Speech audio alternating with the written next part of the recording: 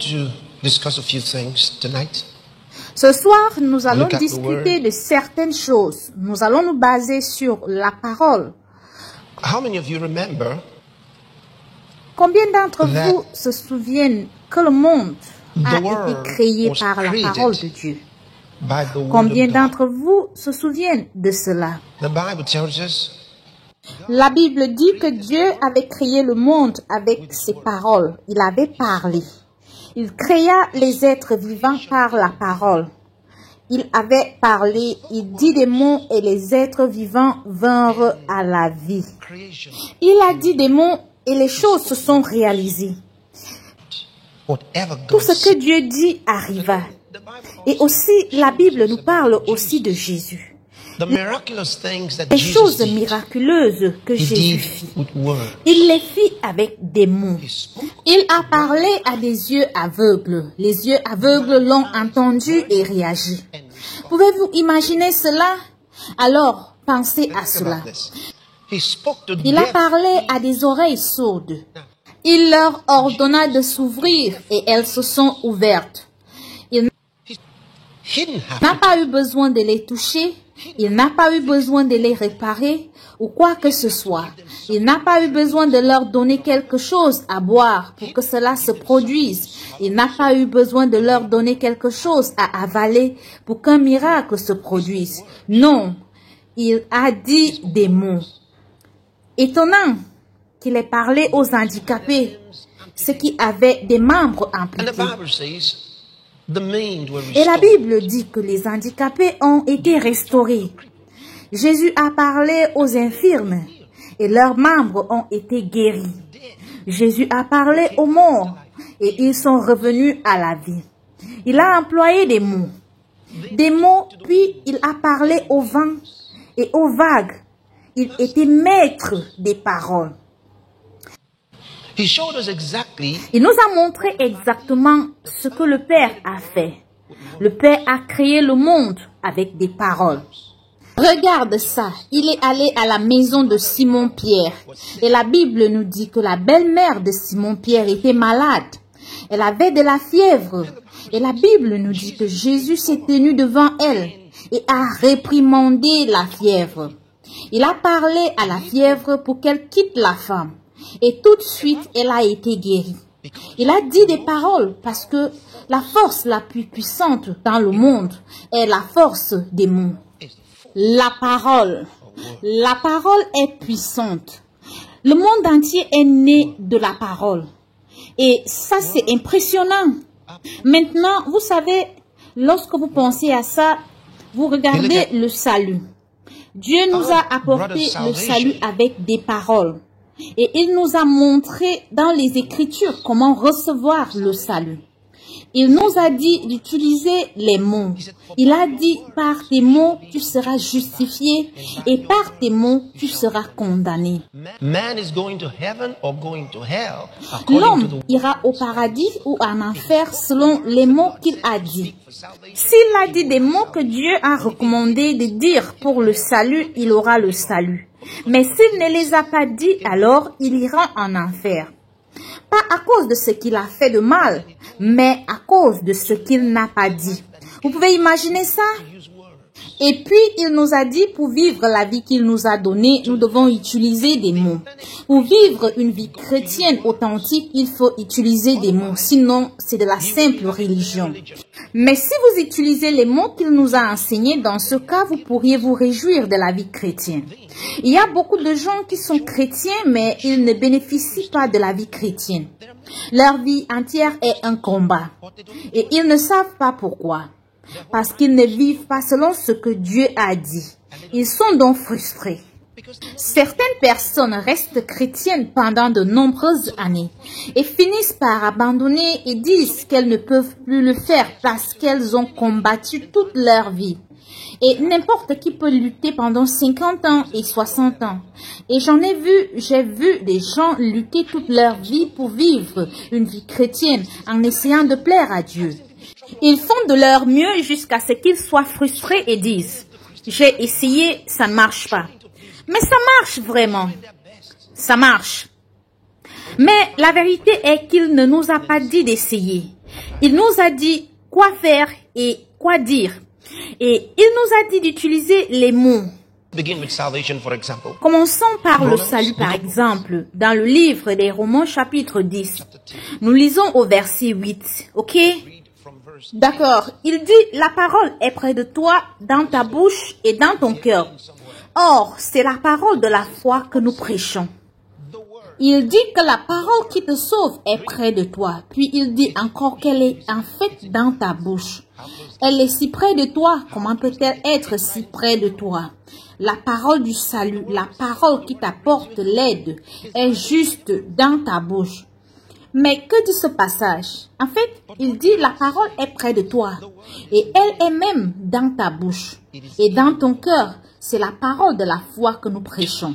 Then he explains it.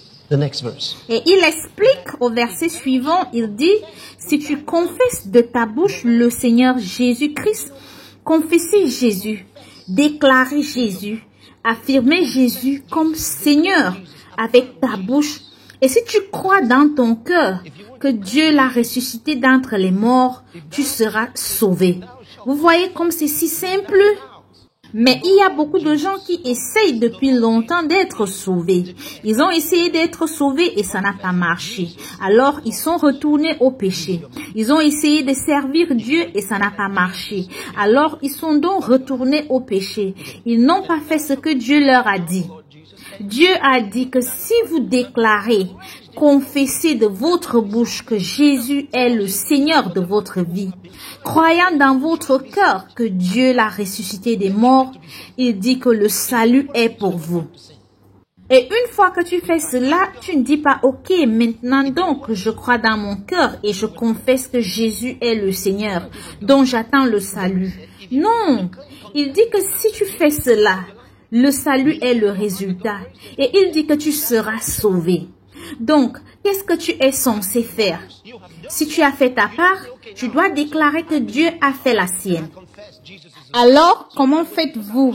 Vous dites, je crois dans mon cœur que Dieu a ressuscité Jésus-Christ d'entre les morts.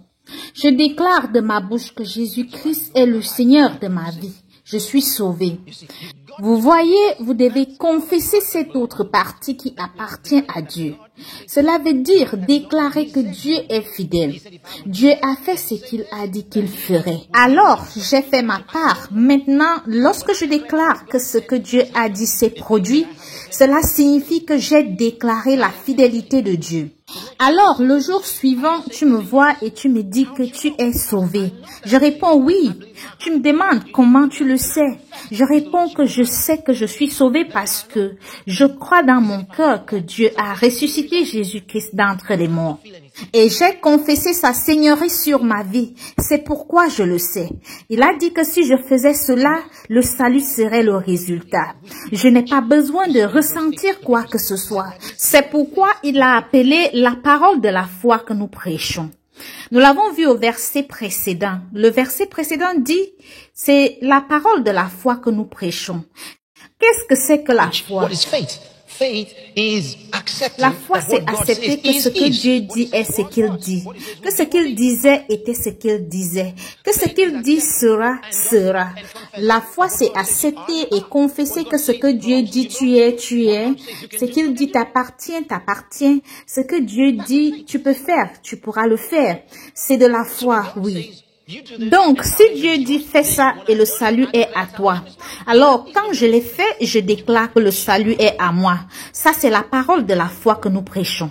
Maintenant, il vous donne le principe. Pourquoi ça marche? Parce que vous dites, c'est tout ça? Est-ce que ça marche comme ça? Oui. Maintenant, le prochain verset te montre pourquoi ça marche. Verse 10. Le verset 10 dit car ou parce que c'est la même chose. C'est en croyant du cœur qu'on parvient à la justice. Qu'est-ce que cela veut dire?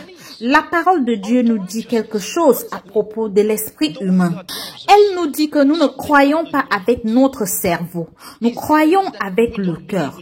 Le cœur humain a été créé pour croire en Dieu. C'est l'esprit humain. Il ne s'agit pas du cœur physique qui bat sous votre poitrine. Il parle de l'esprit humain quand il parle du cœur. Il parle de l'essence de votre nature. C'est votre esprit, d'accord? Donc, avec votre esprit, vous croyez. L'homme peut croire ce qu'il n'a pas vu. L'homme peut croire ce qu'il n'a pas touché. L'homme peut croire au-delà de ses sens parce que l'homme n'est pas un être physique, c'est un être spirituel. Il vit dans son corps. Les chiens ne croient pas, les chats ne croient pas. Les vaches non plus ne croient pas parce qu'ils ne sont pas des êtres spirituels mais des êtres physiques. Mais l'homme a été créé. Il a été créé avant d'être formé. Maintenant, quand vous lisez dans le livre de la Genèse chapitre 1, il vous dit que Dieu a créé l'homme à son image et à sa ressemblance. Après la création de l'homme, la Bible dit que Dieu a formé l'homme de la poussière. Donc, il y a une différence entre la création de l'homme et la formation de l'homme. Dieu créa l'esprit humain et forma le corps humain.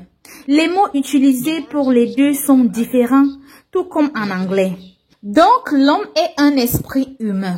L'homme est un esprit. Donc, lorsque Dieu dit qu'avec votre cœur vous croyez, cela veut dire que c'est avec vos esprits que vous croyez. Pas avec votre cerveau, pas avec votre pensée. Vous ne raisonnez pas quelque chose pour le croire. Non, vous croyez, vous l'acceptez. Vous savez que c'est vrai de l'intérieur de votre esprit. Vous le croyez, vous l'acceptez, vous l'endossez. Vous n'avez pas à le raisonner avec votre cerveau. C'est pourquoi on l'appelle acte de foi. Vous comprenez maintenant? Regardons le verset 10.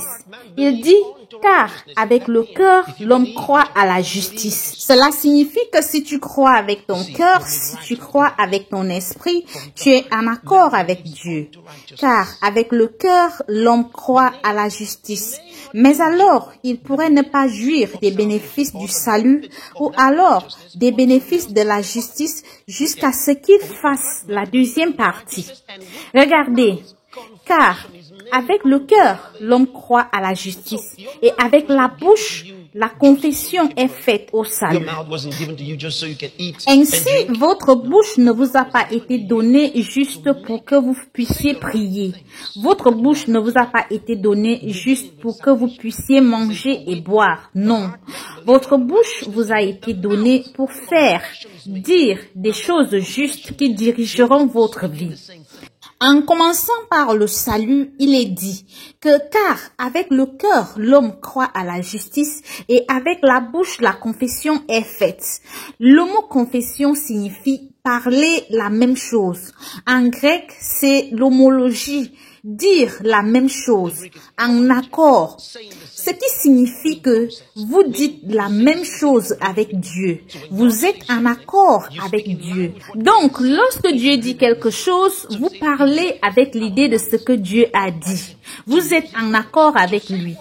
Il nous a donné nos bouches pour parler comme lui, pour utiliser ses mots, pour dire ce qu'il dit en accord avec lui. C'est ce que ce mot signifie, le mot confession. Vous suivez ceci? Nous avons une bouche, ainsi nous pouvons exprimer des mots que Dieu dit. Et lorsque nous le disons, nous sommes en accord avec lui. Quelqu'un peut dire les paroles de Dieu sans être en accord avec lui. Vous comprenez ça? N'importe qui peut dire n'importe quoi. Vous pouvez répéter quelque chose de Dieu. Cela ne veut pas dire que vous êtes en accord avec lui. Cela ne veut pas dire que vous êtes dans la même lumière que lui. Vous n'agissez pas en accord avec ses paroles. Donc, ça ne marche pas. C'est pourquoi il utilise le mot homologie, confession, pour dire la même chose en concept, en accord. Avec la bouche, la confession est faite pour le salut. Donc, si je dis ce que Dieu dit concernant le salut en accord avec lui, il dit que je me sépare du résultat. C'est ce qu'il dit. Avec la bouche, la confession est faite pour le salut. Donc, si je le dis, j'ai le salut. Louez le Seigneur. Ça, c'est le principe. C'est un principe spirituel. C'est le principe que Dieu a établi pour l'esprit humain. Maintenant, ce principe même est ce que vous suivez dans votre vie. Et en tout, parce que le salut est le plus important. Si le principe fonctionne pour le salut, alors il fonctionne pour tout ce qui est basé sur le salut. Gloire à Dieu. C'est ce que les apôtres ont fait premièrement, c'est ce que Jésus en a fait aussi. Il a dit que mon Père et moi ne faisons qu'un. Il a dit que mon Père m'a donné les mots que je dois dire. Comment je dois parler, c'est ce que Jésus a dit. Il a dit que les paroles que je prononce ne sont pas les miennes. Elles viennent du Père qui m'a envoyé. Alors, il a prononcé les paroles du Père. Et parce qu'il a toujours vécu dans les paroles du Père et prononcé les paroles du Père, il a été un succès absolu. Gloire à Dieu. Maintenant, vous savez, dans le monde, il y a différents types de défis auxquels les gens sont confrontés. Surtout les défis financiers. Et le système du monde n'a jamais été conçu pour aider qui que ce soit. Ne vous y trompez pas. Peu importe comment les politiciens du monde continuent de parler de l'égalité, ils veulent l'égalité, ils veulent aider les pauvres et devenir meilleurs et ainsi de suite, ils ne vont jamais le faire. Si vous élisez un pauvre, par exemple, en espérant que parce qu'il est l'un des nôtres, lorsqu'il sera au pouvoir, il se souviendra de nous et fera quelque chose. Non! Lorsque vous le mettez en fonction, il cesse d'être pauvre et ne peut plus penser comme les pauvres. Il ne s'identifie plus aux pauvres. Il change de style de vie et s'identifie à l'élite. Alors, les gens retournent aux urnes et disent, virez-le. On va mettre quelqu'un d'autre. Et ça continue encore et encore et encore. Et les pauvres continuent à s'appauvrir et les riches continuent à s'enrichir. Et donc, les pauvres se mettent en colère contre les riches. Ils disent, les riches nous trompent. Non! Je vais dire, regardez, c'est très simple. La logique est simple. Vous pensez vraiment que d'une manière ou d'une autre, les riches vont renoncer à leur richesse? Cela n'est jamais arrivé. Cela n'arrivera jamais. Croyez-vous vraiment que d'une manière ou d'une autre, les pauvres deviennent riches et que soudain, ils vont dire, vous savez, j'ai été pauvre, je sais ce que c'est que d'être pauvre. Alors, je veux partager tout ce que j'ai à tout le monde. Vous vous attendez à ce que cela arrive en masse? 2 ou 3 personnes pourraient le faire, mais ne pensez pas que tout le monde au gouvernement le fera. Cela n'arrivera jamais. Alors, Dieu, sachant que la terre n'est pas équilibrée, je veux dire, vous ne connaissez pas la terre. Elle ne ressemble pas à un ballon. Elle n'est pas parfaite comme un ballon. Elle n'est pas parfaite. La terre est maladroite. Elle n'est même pas une sphère parfaite. C'est une sphère maladroite. Tu vois? Comme l'on le dit, la terre n'est pas vraiment plate. Alors, pensez-vous que nous allons tous jouer sur un terrain plat? Ça n'arrivera jamais. Alors, qu'est-ce que Dieu a fait? Il a établi un plan. Pour qu'autant que nous le croyons, il nous donne des mots avec lesquels vivre, afin que, quelles que soient les circonstances. Vous savez, quelqu'un m'a dit que les choses sont chères maintenant, que les prix ont augmenté. Alors, j'ai répondu, j'ai dit, et nous sommes allés encore plus haut que les prix. Parce que, voyez-vous, c'est ma mentalité. Écoutez, depuis que je suis tout petit, je sais que les prix vont augmenter. Je n'ai jamais entendu les gens commencer à dire, imaginez, tous les prix ont baissé. Tous les prix ont baissé partout. Nous avons plus d'argent que nous n'en avons jamais eu besoin dans notre vie. Je n'ai jamais vu les gens rentrer du travail disant, c'est étonnant qu'il y ait plus d'argent partout. Avez-vous jamais entendu cela? Non, jamais.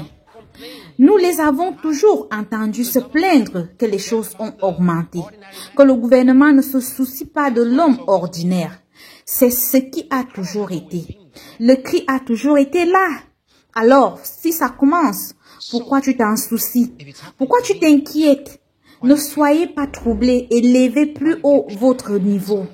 Monte plus haut, va plus haut. C'est ce que tu dois faire. Ne sois pas ému comme les autres, ok? Le problème n'est pas là à cause de toi. Les choses ne se passent pas ainsi pour te rendre la vie plus difficile. Non! J'ai découvert dans ma Bible que les enfants de Dieu s'en sortent toujours dans les moments difficiles. Ta lumière brille plus dans l'obscurité. Toute lumière brille dans l'obscurité. Mais lorsque tout brille, l'on ne pourrait remarquer le scintillement de certaines lumières. Alors que lorsqu'il fait sombre, on remarque chaque scintillement de lumière. Vous avez entendu ce que j'ai dit? Laissez-moi vous lire quelques passages de la Bible. Actes chapitre 20, verset 32. Et maintenant, je vous recommande à Dieu et à la parole de sa grâce. Non pas à la parole de son jugement, mais à la parole de sa grâce. La parole de sa grâce. La grâce signifie que ce n'est pas selon ce que vous méritez, mais selon la miséricorde de sa bonté. Et il nous a choisis en Jésus-Christ avant que le monde ne commence. Je vous recommande à Dieu et à la parole de sa grâce. La parole de sa grâce qui est capable. Alléluia. Elle est capable. Elle a la puissance, la capacité. La parole est assez efficace pour produire des résultats.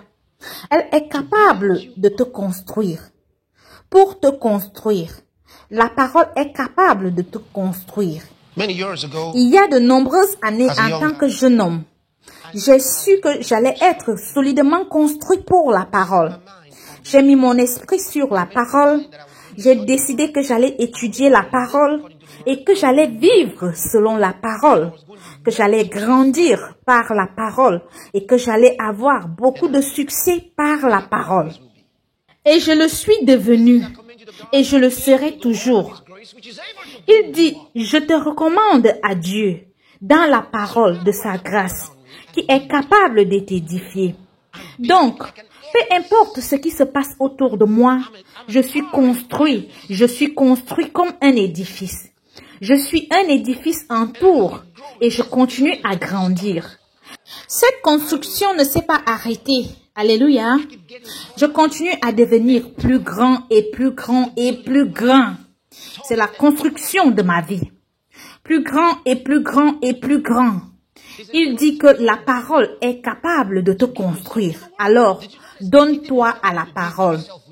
As-tu remarqué, il n'a pas dit de te construire avec la parole. Il a dit que la parole sera avec toi. Alors, tout ce que tu as à faire, c'est de digérer la parole. Voir, recevoir la parole, l'apprendre, pour que tu puisses l'avoir en toi et en parler et vivre en conséquence. Si tu ne l'as pas en toi, comment vas-tu la vivre? Alléluia. La parole est capable de te construire et de te donner un héritage, de te livrer un héritage. Oublie que ton père ou ta mère n'a pas laissé d'héritage pour toi. Peut-être que tes amis ont eu un gros héritage de leur grand-père et cela les a rendus riches et toi tu n'as rien eu. Il n'y a aucune différence. La parole est capable de te donner un héritage. Et tu sais de quoi il parle ici? Il ne dit vraiment pas que la parole te donnera une part de l'héritage. Il dit que la parole te le délivrera. Parce que l'héritage t'a été donné en Jésus-Christ. Donc, il est déjà largement à toi. Mais la seule façon de mettre la main sur ce qui t'appartient, c'est par la parole de Dieu. Les lignes me tombent dessus dans les endroits agréables. Oui, j'ai un bel héritage. Et je disais cela depuis des années. Je disais que les lignes sont tombées sur moi dans des endroits agréables. Gloire à Dieu, il m'a amené dans un endroit riche. Alléluia. Alors, ne regardez pas les circonstances. Est-ce que vous m'entendez? Ne regardez pas les circonstances. Non, fixe-toi un objectif et concentre-toi sur la parole de Dieu. Ce que la parole dit, tu dois l'accepter. Ce que la parole dit, tu dois le confesser. Ne te contente pas juste de l'entendre. Tu dois répondre. Vous m'entendez? Vous devez répondre. Par exemple, il a dit, et maintenant, frères, je vous recommande à Dieu et à la parole de sa grâce, qui peut vous édifier et vous donner un héritage parmi tous ceux qui sont sanctifiés. Donc, vous ne pouvez pas juste lire cela et dire « Oh, louez le Seigneur, Amen » et ensuite vous le citez. Si vous le citez, cela ne fonctionne pas. Il dit de dire la même chose en consentant. Regardons à nouveau le principe dans l'épître des Hébreux, chapitre 13, verset 5. Il dit que votre conversation, c'est-à-dire votre manière de vivre, que votre conversation soit sans convoitise. Il dit, ne convoitisez pas ce qui appartient à quelqu'un d'autre. Que votre vie entière soit sans convoitise. Parfois, vous voyez un autre gars qui a une belle voiture et vous commencez à penser, oh, j'aurais souhaité avoir cette voiture. Oh, si j'avais ceci. Oh, si j'avais cela. Non, non, non. Il dit, ne convoitisez pas ce qui appartient à quelqu'un d'autre. Ne t'inquiète pas. Laisse ta conversation. Ta manière de vivre, c'est ce qui est traduit par conversation. Laisse ta manière de vivre sans convoitise et contente-toi des choses que tu as. Contente-toi. Pourquoi? Tu te souviens quand Moïse a eu besoin d'un miracle? Dieu lui a dit, qu'est-ce que tu as dans ta main? Qu'est-ce que tu as dans ta main? C'est un bâton. Dieu a dit, c'est tout ce dont tu as besoin. C'est tout ce dont tu as besoin. Ce que tu as est tout ce dont tu as besoin. C'est de là que viendra le miracle. Ne dis pas j'aurais souhaité avoir ceci, j'aurais souhaité avoir cela, j'aimerais. Non, non, non, non, non, non, non. Il a dit, contente-toi de ce que tu as, car ce que tu as est tout ce dont tu as besoin pour produire ce que tu demandes. Lisons, ne vous livrez pas à l'amour de l'argent. Contentez-vous de ce que vous avez, car Dieu même a dit, je ne te délaisserai point et ne t'abandonnerai point. Vous voyez, il cite l'écriture sainte. Il avait dit alors, il la cite, je ne te délaisserai point et ne t'abandonnerai point. Il ne l'a pas dit afin que nous puissions le répéter hardiment. Nous devons donner une réponse cohérente avec ce qu'il a dit. La réponse ici est pour que nous puissions dire avec audace, le Seigneur est mon aide et je ne craindrai pas ce que l'homme me fera. Gloire à Dieu. Ok. Alléluia. Alors, revenons à Actes des Apôtres, chapitre 20, au verset 32 et lisant et donnons notre réponse à cela. Il dit, et maintenant, frères, je vous recommande à Dieu et à la parole de sa grâce qui peut vous édifier. Alléluia. La parole peut vous édifier. La parole peut m'édifier et elle m'édifie. Donc, je déclare que la parole est capable de te construire quand tu commences à la recevoir. C'est comme apporter de la nourriture à quelqu'un en lui disant que si tu prends cette nourriture, tu iras bien. Elle nourrira ton corps, ok? Elle nourrira ton corps. Elle peut nourrir ton corps. Elle sera tout ce que tu veux. Donc, j'ai la nourriture ici.